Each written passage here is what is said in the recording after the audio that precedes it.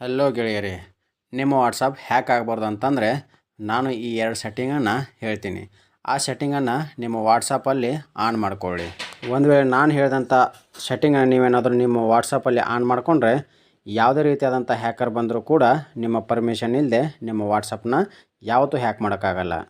So ಬನ್ನಿ, ಯಾವೆಲ್ಲ ಸೆಟ್ಟಿಂಗ್ನ ನಿಮ್ಮ ಮೊಬೈಲಲ್ಲಿ ಆನ್ ಮಾಡಬೇಕು ಅಂತ ಹೇಳ್ಕೊಡ್ತೀನಿ.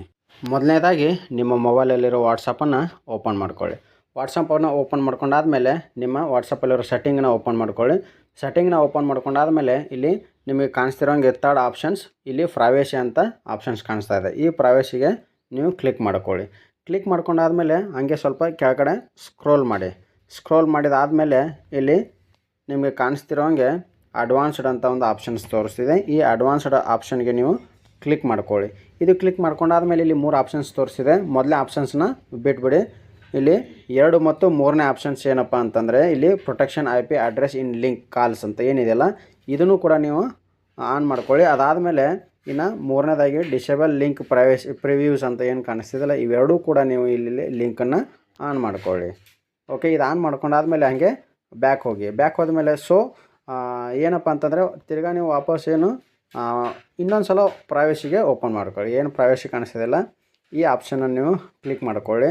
ಅದೇ ಥರ ಕೆಳಗಡೆ ಸ್ವಲ್ಪ ಸ್ಕ್ರೋಲ್ ಮಾಡಿದ ಮೇಲೆ ಇಲ್ಲಿ ಲಾಸ್ಟ್ ಆಪ್ಷನ್ಸ್ ನಿಮಗೆ ಇಲ್ಲಿ ಕಾಣಿಸ್ತಿರ್ಬೋದು. ಏನು ಅಂತಂದರೆ ಪ್ರೈವೇಸಿ ಚೆಕಪ್ ಅಂತ. ಓಕೆ, ಈ ಆಪ್ಷನ್ಸ್ಗೆ ನೀವು ಕ್ಲಿಕ್ ಮಾಡ್ಕೊಳ್ಳಿ. ಕ್ಲಿಕ್ ಮಾಡ್ಕೊಂಡಾದ್ಮೇಲೆ ಇಲ್ಲಿ 4 ನಿಮಗೆ ಆಪ್ಷನ್ಸ್ ತೋರಿಸ್ತಿದೆ. ಈ ಆಪ್ಷನ್ಸಲ್ಲಿ ನೀವು ಲಾಸ್ಟ್ ಏನು ಆಪ್ಷನ್ಸ್ ಇದೆಯಲ್ಲ, ಇಲ್ಲಿ add more protection to your account ಅಂತ, ಇದಕ್ಕೆ ನೀವು ಕ್ಲಿಕ್ ಮಾಡ್ಕೊಳ್ಳಿ. ಕ್ಲಿಕ್ ಮಾಡ್ಕೊಂಡಾದ್ಮೇಲೆ ಇಲ್ಲಿ ನಿಮಗೆ ಫಸ್ಟ್ ಆಪ್ಷನ್ಸ್ ತೋರಿಸಿದೆ 2 ಸ್ಟೆಪ್ ವೆರಿಫಿಕೇಷನ್ ಅಂತ.